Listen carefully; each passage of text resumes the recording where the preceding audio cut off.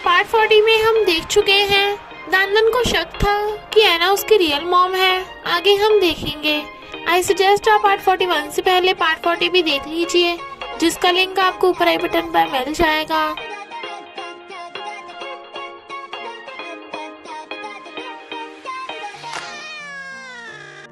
अगर आपको मेरी वीडियोस अच्छी लगती है तो लाइक और शेयर करना, और हाँ, कमेंट कर ज़रूर बताना। और ऐसी ही नई नई लेटेस्ट वीडियोस देखने के लिए हमारे चैनल को सब्सक्राइब भी कर देना। पार्ट 41 में हम देखते हैं एना का फोन आता है। तुम कहाँ हो? सब डिनर कर रहे हैं। तो कहती है सॉरी मैं डिनर में नहीं आ पाऊंगी, मैं अपने फ्रेंड के साथ हूँ। और भाग के एना के घर आती है और उसके हेयर ब्रश से उसका एक बाल निकाल के ले जाती है। फिर वो अपना और एना का बाल डीएनए टेस्ट के लिए दे देती है, पर रिजल्ट के आने में टाइम लगेगा। तो कहती है फौरन जाने से पहले मुझे सच का पता लगाना ही होगा। रेस्टोरेंट में सब दानन का वेट कर रहे थे। वो कहती है क्या हुआ तुझे, तू परेशान लग रही है? वो कहती है नहीं बस थोड़ा काम था ना। फिर वो सब चीयर अप करके ड्रिंक करते हैं। दानन सोचती है ये लेडी मेरी मॉम है। नहीं नहीं, मिस एना मेरी मॉम नहीं हो सकती, वो अपने बच्चों को छोड़ के नहीं जा सकती। तो एना का इससे रिलेशन क्या है? क्या मैं डैड से पूछूं? पर फिर रुक जाती है, मुझे डीएनए टेस्ट आने तक का वेट करना होगा।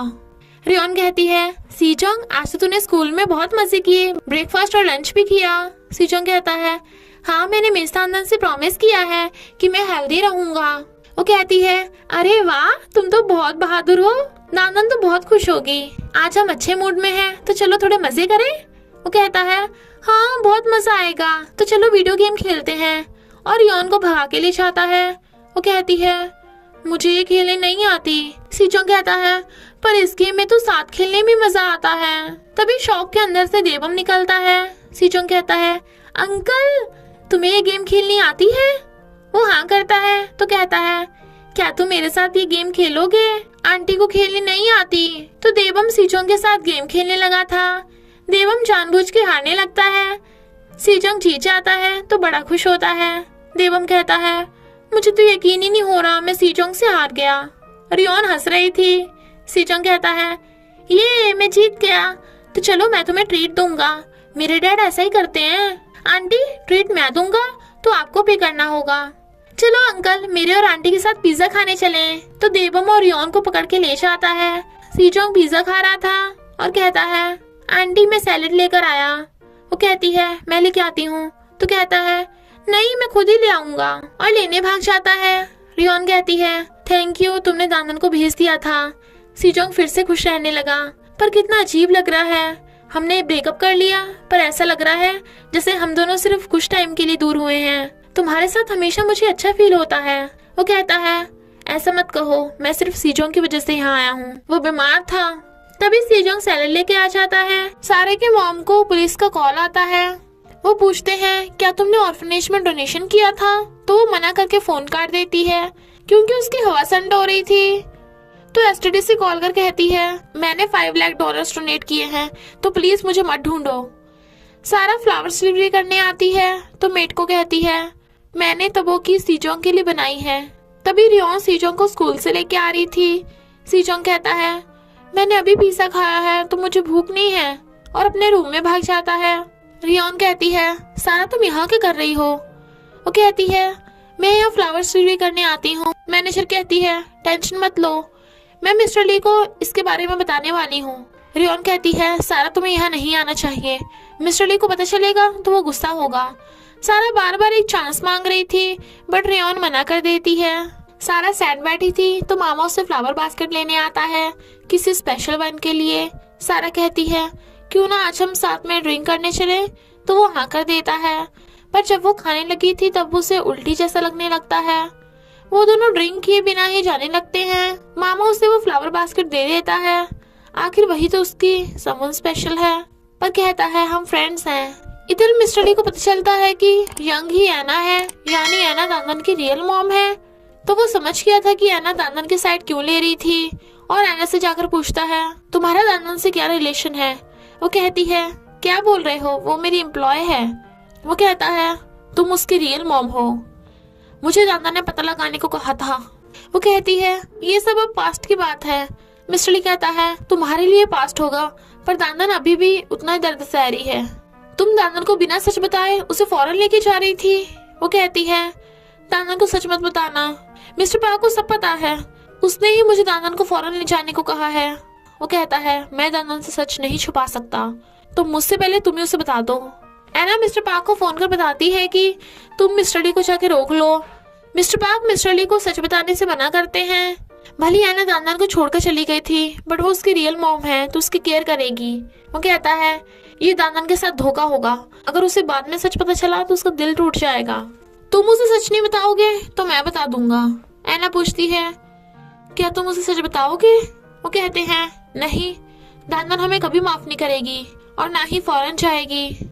ऐसा करो तुम कल के बजाय दानन को अभी फौरन ले जाओ, तब तक मैं मिस्टर ली को रोकता हूँ। पर घर आके पता चलता है कि दानन घर पे नहीं है। वो उसका बैग ले जाने लगे थे पर दानन फोन नहीं उठाती। दानन को डीएनए टेस्ट मिल जाता है पर डीएनए 100% मैच कर रहा था, तो वो हैरानी से गिर जाती है और डॉक्टर से पूछती है क्या ये टेस्ट में मिस्टेक है? वो कहते हैं नहीं। वो कहती है एना सच में मेरी मॉम है और समझ जाती है कि ये कोइंसिडेंस नहीं है, वो जानबूझ के हमें फौरन ले जाना चाहती है, उसने हम सबको धोखा दिया और भाग के घर आती है। मिस्टर पार्क कहते हैं जल्दी चलो, तुम्हें आज ही एना के साथ फौरन जाना होगा। वो कहती है मैं उसके साथ नहीं जाऊंगी, ये देखो डीएनए टेस्ट। हैरान मत होना, एना ने हमें धोखा दिया है, एना मेरी मॉम है जिसने मुझे बचपन में छोड़ दिया था। वो कहते हैं तुम्हें कैसे पता चला? तो कहती है उसके पास मेरे बचपन की फोटोज थी, मुझे कुछ शक था तो मैंने डीएनए टेस्ट करा लिया। मॉम कहती है हमें पहले ही दानन को सच बता देना चाहिए था। दानन कहती है क्या कहा? यानी आप सबको पहले से पता था? आप मेरे साथ ऐसा कैसे कर सकते हो? मिस्टर ली कहता है मुझे भी कुछ टाइम पहले पता चला, तुम्हें दर्द ना हो इसलिए मैंने नहीं बताया। वो स्ट्रेंजर से तो बेटर है उसके साथ फौरन चली जाओ। वो कहती है आप मुझे उस लेडी के साथ जाने को कह रहे हो जिसने मुझे बचपन में छोड़ दिया था और अब आप मुझे छोड़ रहे हो? मुझे नहीं लगता मैं कभी आपको माफ कर पाऊंगी, और भाग जाती है। मिस्टर पार्क एना को बताते हैं कि दाना ने डीएनए टेस्ट करा के तुम्हारी मॉम होने का पता लगा लिया। तभी दाना वहां आती है तो वो सॉरी बोलती है। वो कहती है तुम किस बात की माफी मांग रही हो? मुझे बचपन में छोड़ने की या अब चेहरा बदल के मुझे धोखा देने की? पता है मैं बचपन से तुम्हें मिस करती रही, पर तुमने मेरे दिल के टुकड़े टुकड़े कर दिए। मुझे तुमसे बात भी नहीं करनी, बस एक क्वेश्चन का आंसर दो, तुमने मुझे छोड़ा क्यों था? एना नीचे गिर के कहती है मैं नादान थी, मैं अपने सपने पूरा करना चाहती थी। वो कहती है क्या ये स्टूपिड रीजन था? मुझे लगा तुम कहोगी डैड अच्छे हस्बैंड नहीं है, कम से कम तब तो मुझे बुरा न लगता। मुझे कभी अपनी शक्ल मत दिखाना, और भाग जाती है।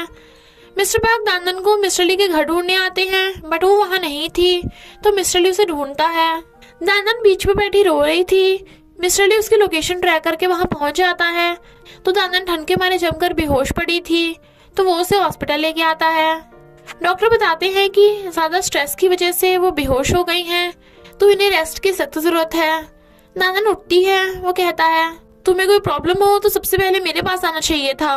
वो कहती है मैं सिर्फ तुम्हारे साथ रहना चाहती हूँ। वो कहता है ओके, और उसका हाथ पकड़ लेता है। फिर वो मिस्टर पार्क को फोन पे बताता है कि दानन मेरे घर पे है। वो कहते हैं मैं उसे लेने आ रहा हूँ। तो कहता है नहीं, दानन की तबीयत खराब है तो वो कुछ दिन तक रेस्ट करेगी, और फोन काट देता है। सब दानन के लिए परेशान थे। मॉम कहती है मैंने तो पहले ही कहा था कि दानन को सच बता दो। मिस्टर डी दानन की केयर कर रहा था। तीनों बच्चे आकर उसे हक कर लेते हैं। क्या तुम सच में वापस आ गई हो हमारे साथ रहने के लिए? दानन कहती है अब मैं फौरन नहीं जाऊंगी, बस तुम तीनों के साथ रहूंगी। तो तीनों बड़ा खुश होते हैं। मिस्टर ली कहता है बच्चों दानन की तबीयत खराब है तो उसे रेस्ट करने को कहा है, इसलिए उसे बाद में मिलना। मिस्टर डी उन्हें बाहर भगा देता है और फिर बताता है कि दानन अब से हमारे साथ रहेगी। तो खुश होते हैं। जेनी कहती है पर मिस दानन बीमार क्यों दिख रही हैं? वो कहता है घर पे प्रॉब्लम की वजह से उसे स्ट्रेस हो गया, तो डॉक्टर ने रेस्ट करने को कहा है। तुम तीनों उसके साथ खेलना चाहते हो ना, तो उसके ठीक होने तक का वेट कर लो। वो तीनों हाँ करते हैं। जेनी क्लास लेने चली जाती है। सीजोंग पूछता है डैड क्या आप दोनों फिर से बॉयफ्रेंड गर्लफ्रेंड हो? वो कहता है हाँ, अब से मैं उसे दूर नहीं जाने दूंगा। दोनों खुश होते हैं। सीजोंग पूछता है यानी तुम मिस दानन से शादी करोगे? वो कहता है हाँ हो सकता है। सीजन कहता है फिर तो हमें जेनी को भी बता देना चाहिए। वो वो कहता है हाँ, दानन के ठीक होने के बाद हम उसे बता देंगे। सीचन कहता है फिर तो हम 5 लोग फैमिली बन जाएंगे। सीचोंग कहता है डैडी, मिस दानन से कभी ब्रेकअप मत करना। वो हाँ करता है तो दोनों खुशी के मारे नाच पड़ते हैं। मिस्टर ने सबको दानन का ध्यान रखने को बोल रहा था।